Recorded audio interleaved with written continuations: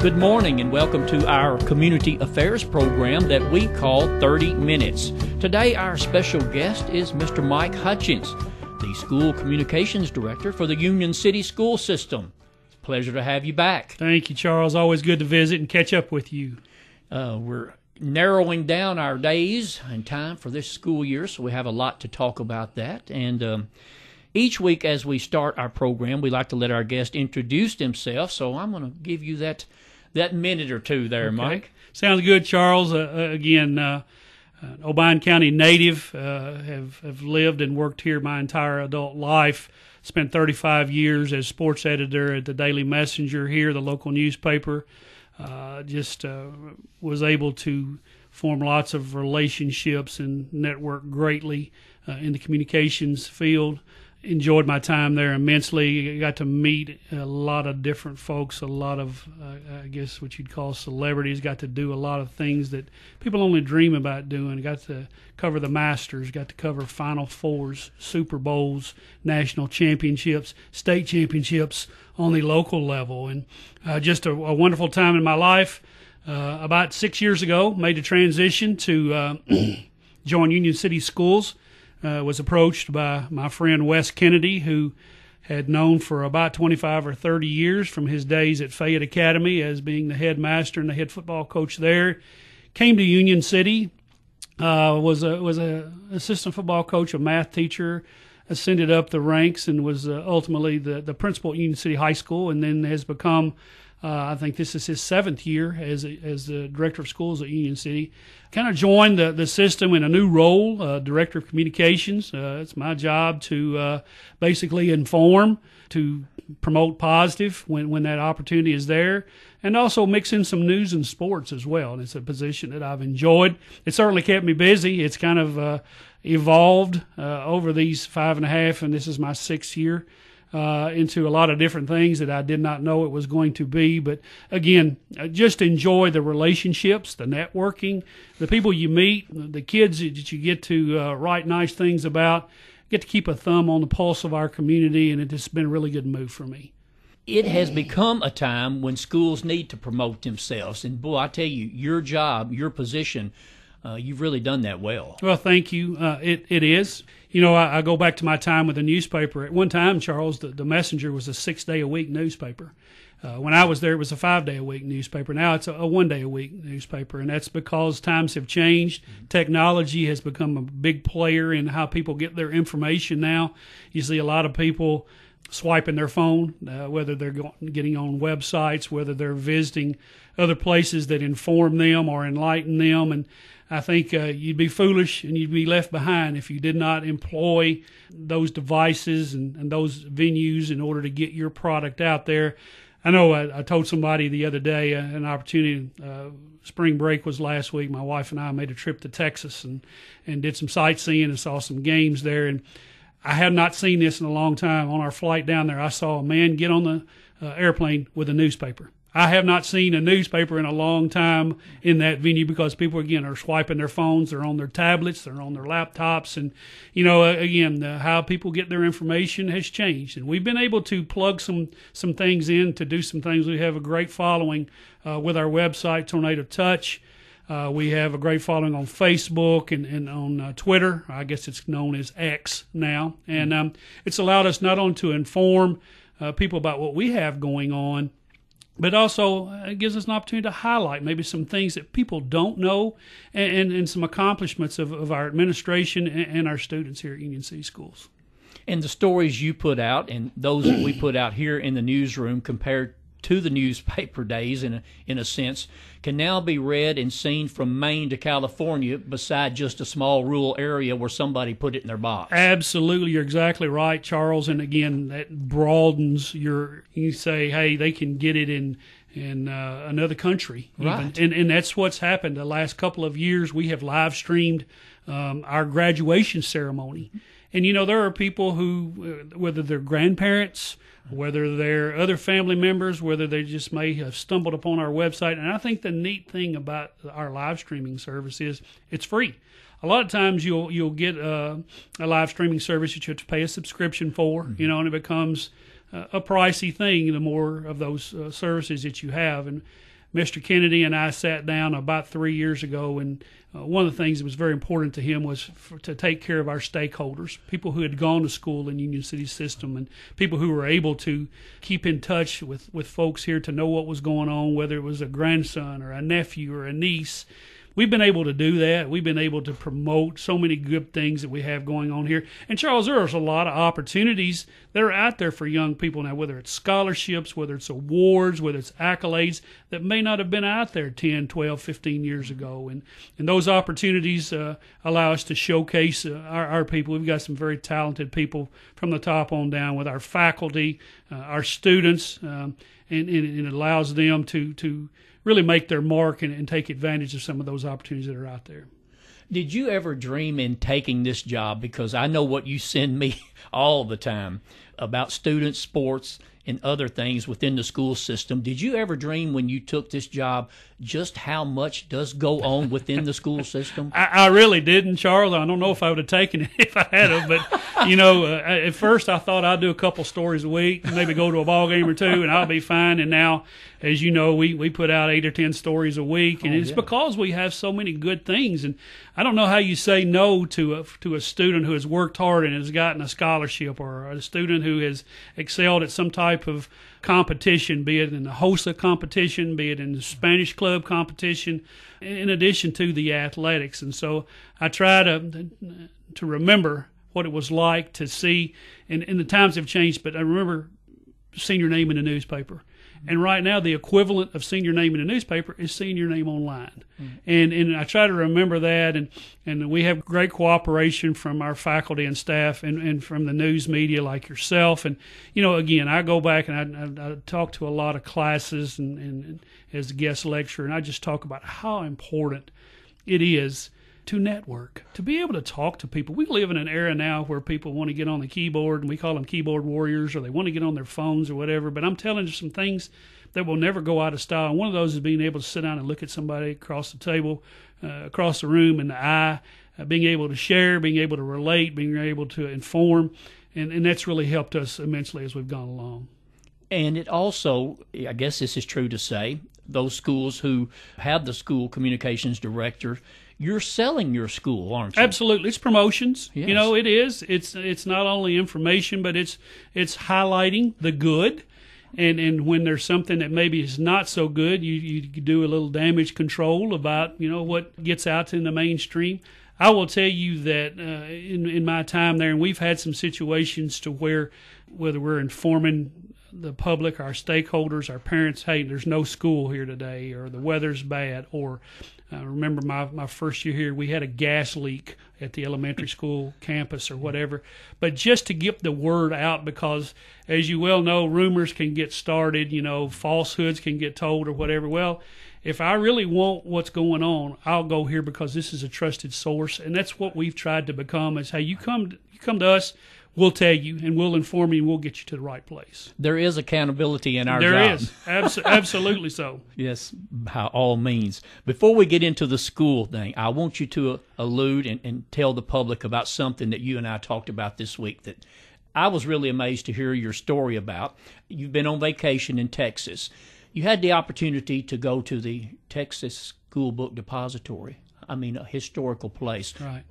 And just hearing you talk about that I think you had a lot of feelings and emotions came out about that, didn't you? I did, Charles. It was a very special time for me, and every educational stop I've had, be it middle school, high school, college, at some point I've written a paper on the assassination of JFK. It just always intrigued me.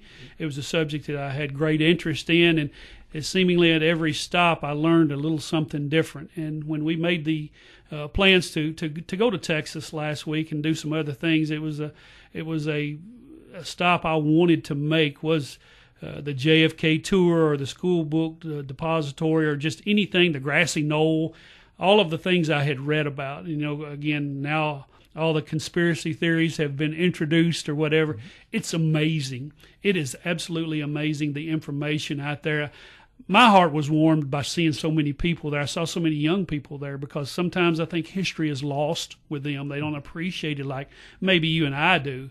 and we were able to go there, and it was about an hour and a half tour. I think we spent 4 hours there. And I mean, again, just to be able to go to that fourth floor and look out that same window where the shot was fired by Lee Harvey Oswald, and to look and to read about Jack Ruby and to read about JFK and his intent of going there before any of this ever happened, and to go down the streets. The streets are so narrow there now, and you'd think there's no way they would ever put someone in a position of his authority to go down these little bitty narrow streets where so many bad things could happen. But again, going down and visit the grassy knoll there, and to just kind of reflect back and know that that's where history was made, is a wonderful trip for me, and it was something that I wanted to do and kind of fulfilled a fantasy for me. So the grassy knoll area and everything is still really intact? Still intact. It is. They have some markers there, to signal that basically here's where you are and here's what happened where you are.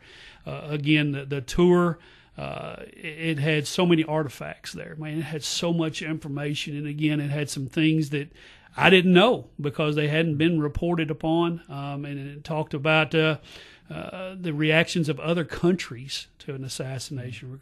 Recalled, obviously, the implementation of President Johnson being elevated up, and some of the things that went on there, and it had a lot of artifacts with maybe a seat in the back end of the car where he was, clothing. It just had so many things that were just so intriguing that you could sit, and I said it took us 4 hours. I could have stayed there 8 because it was that informative and that interesting to me. Soaked it all in. Yes, sir. I had someone tell me before, and you can verify it, is there a plaque or a spot marked in the road about where his car was? Yes. It's actually across the asphalt, and then there's 2 places. Once where the first shots were fired, and once where they said that the assassination took place was about 50 or 60 feet above. Wow. So, yeah, they're specifically marked, and you can't miss them. A trip everyone needs to take. Absolutely so. And, again, we were able to take in a couple of ball games. The Cubs were in town. We saw the UFL opener of the Arlington Renegades. We went into Fort Worth and spent some time there at the stockyards, and had a cattle drive through the middle of town or whatever. And just it was nice to get away. It was also nice to experience some history. I think that's lost sometimes. We get so caught up in the present and maybe sometimes the future that we forget the past. And it was a very nice trip for us. Were there many other people taking part in this? Oh, yeah. They had the JFK tour, I think, 3 times a day, and it was sold out every time. Wow. Yeah, and again, this was probably a little later than most spring breaks, so I thought that was even more impressive because this really wasn't the height and time. Now, they did have some extra visitors because the NCAA tournament, the Elite Eight, was going on there, and they had some visitors there that were attending the game. So, very busy place, a good place. I know it gets hot there. We went there as a school system back about 5 years ago when we were playing football in San Antonio there, played Poth High School or whatever. So it gets pretty toasty in June, July, August, and September, but again, a great place to visit. That's great information. I'm glad you shared that with us. Let's talk about the Union City school system. And we've got spring break over, as you just mentioned, which is a very good break for everyone involved. Yeah. Now, not much school left, is it, Mike? 5.5 weeks after today, Charles. 28 days to be exact, if you want me to tell you for sure, because we X off days all the time. 28 school days left. Just so much going on there. As you expect in any year, you have school field trips. You have programs. You have things that banquets, a lot of competitions. We have different clubs and different individuals that go off campus, and you have to make plans and make sure your kids are taken care of there. And we also have testing going on. We got TCAP testing coming up. We have end of the year EOC, and of course testing that people are preparing for. Advanced placement testing. Again, it's a time of the year to where it's very challenging because there is so much going on. We didn't even talk about spring sports, and we will later, I know. But, I mean, it's just so many things going on every day. Sometimes Mother Nature throws a little kink in that with some rain, but that doesn't affect a lot of the other things we do. We have musicals at the elementary schools. We have 4-H banquets and speaking contests, countywide speaking contests going on at the middle school. At the high school, we have different speakers, different people came in. A couple of weeks ago, we had the DUI simulator, and just so many ways you try to reach people, Charles. And you know this, there's not one uniform way to get everybody, so you try to find what interests different groups or whatever, and you try to make that a priority. I was going to say this is a very busy time of the year for the school system, but you're busy from day one when the kids go back, aren't you? There are two busiest times for me. It's starting up school and closing school down, and we're in the period now to where we're closing school down for a year. Again, we got about 5.5 weeks. We got graduation coming up. We got top 10 banquets coming up. We've got a lot of things that just kind of the culmination, of 180 days of classroom instruction, and that's where we are. In addition to the extracurricular activities, very busy to open the year, Charles. You always have to get the new rules and laws implemented with your faculty and your staff. There's always some changes. There's always some people they're new to your system. Some people that you lost maybe that maybe leave a void and a hole, and you try to make up for those there. And you always have some different type of administration. You try to reach whoever you can. You try to put them in the best situation for them to be successful. You want your kids to learn, and however that has to happen. And that's different nowadays than it was from when you and I went to school. It's more of a cookie cutter thing back then. Everybody did the same thing. Well, now we have so many different groups that you have to reach out to, and you have to make sure that they understand and get what you're trying to get across to them. Is your enrollment remaining pretty steady? We're actually growing, Charles. We have over 1,700 kids in our system now. We've had a great surge in sign-ups for pre-K and kindergarten. I think we have 8 and 9 classes of those now. And again, I think a lot of it is because what we've promoted. You come to Union City Schools. I've always said Union City Schools was a private school experience at a public school cost, because whether your deal is the arts, whether it's academics, whether it's athletics, we've got something for everybody there. And I think in this time to where there is so much diversity and so many different interests, I think that's very important that a kid can come here, he can identify what he's interested in, what he succeeds and excels in, and I think that they can do a good job of finding a program in Union City Schools where we're going to help them get to where they want to get to. I think it's fair to say, though, in attending the school board meetings and talking with you and talking with the director of schools, academics is at the top of the list, right? No question. We'll always be the engine that drives Union City Schools. We really promote ACT scores. Charles, a lot of people don't get, if you'll get in there and work hard and make a good ACT score, there's free money out there. You can go to school free. You and I talked before we went on air about how expensive higher education is, and continues to escalate with those costs. But if you make 21, you qualify for Hope Scholarship money. Obviously, the higher you score on the ACT, the more finances are going to come your way. And if you can score 30, you basically can go to school for free. We had a young lady, Ella Palmer, be awarded a scholarship this week, 4-year scholarship with tuition and fees to the University of Tennessee at Knoxville. Only one student in each of the 95 counties in Tennessee is awarded this scholarship. So there are opportunities out there. There are monies out there. The thing is to find someone who knows where they are and to get your kids in a position of where they can qualify and have those opportunities. Talking about academics, the top 10 banquet is always big. Have you found a speaker this year? We have. We'll have Kelly Powers from Final Flight, who's going to come and speak to our kids. I think that's April 22nd at 6:30. I know Thunderbolt has graciously been a supporter and a sponsor of that banquet over the years, and will continue to do that. And, it's always a fun time for us to honor the top 10 in each class. And we have some great and some wonderful kids, and some great competition for those spots right now, because that's kind of a status. to be in the top 10 of your class. And Kelly's going to come, and of course that everybody knows about Final Flight. And, I think the focus has been for us in choosing him this year. And we've had some great speakers in the past, whether it's Lolly Eldridge, whether it's Marcus Lewis. We've had some great folks come and speak. And I think the focus has been with Kelly is that, it's a locally owned business, have been very successful worldwide. People know about where Final Flight is and what Final Flight is. They've had the opportunity, I'm sure, to leave here, to go other places, do bigger and maybe better things, or in some people's eyes, better things. But they've chosen to be community-minded, to stay here. And again, one of the criteria is to be a speaker in our top 10 banquets. You have to be a Union City High School graduate.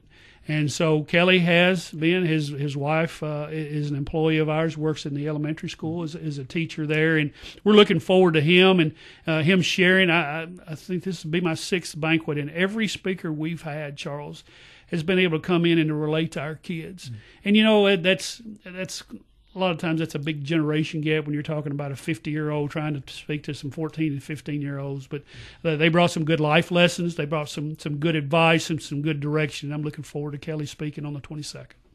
And all the success that you've had with the speakers that's been there, it started right here. Absolutely so. And they let the kids know that, don't they? Yeah, they do. And again, I think inadvertently sometimes people will think you can't live a good life and stay in Union City. Well, you can. There's opportunities out there. It's a small town, and it brings some small town advantages too. You and I would have never run across each other, Charles, had it not been our profession in a small town to where you could walk in an office building and say, "Hey, I'm Charles Choate," or "Hey, I'm Mike Hutchens," and you form a friendship and a relationship.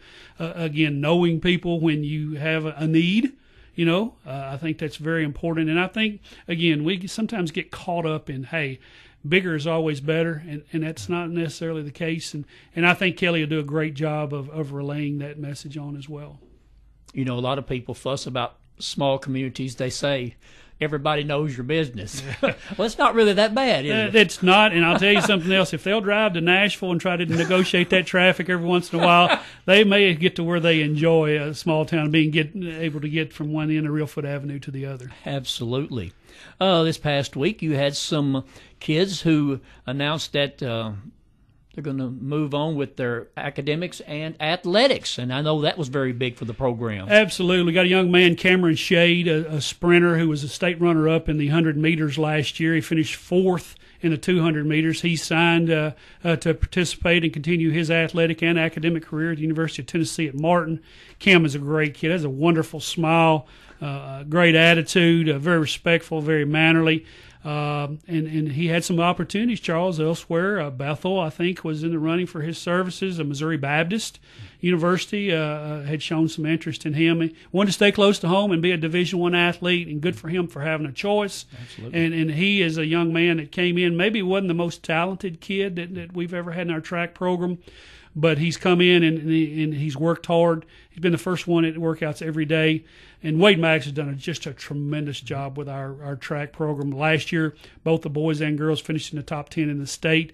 He's had multiple All-Staters for 3 years in a row. Cam was an All-Stater last year as a junior, and we're looking forward. He's been basically untested. I'd say he's the odds-on favorite to win the 100 this year at the Spring Fling in Murfreesboro. And then Malachi Brooks, who's made a great name for himself with a wonderful senior season. He's going to Walter State University. It's community college there in Morristown, Tennessee, in East Tennessee. Malachi just had a tremendous year. Mr. Basketball finalist. Charles scored 1,010 points in his senior season alone. We see a lot of people making a big deal out of 1,000 career points. Well, he scored 1,000 in 1 year. He's just been a great talent. Set the school single season record for most points in a game with 50. Averaged a little bit over 27 points a game, led the team in assists and rebounding and in steals. Another wonderful young man.